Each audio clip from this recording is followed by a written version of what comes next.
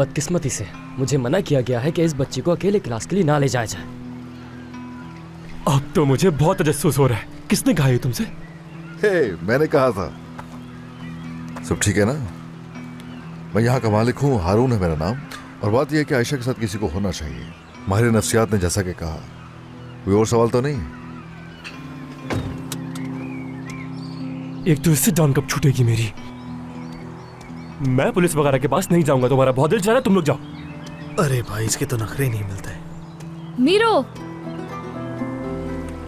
तुम्हारे लिए तो वो जिंदगी छोड़कर यहाँ आना काफी बोरिंग रहा होगा। अगर मुझे अपनी आज़ादी और अपने भाई में से किसी को चुनना पड़े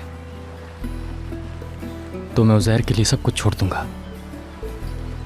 देखो वो दोनों कितने खुश हैं एक साथ। इतने मासूम हैं दोनों के एक छोटे से पत्थर पर ही खुश हो गए।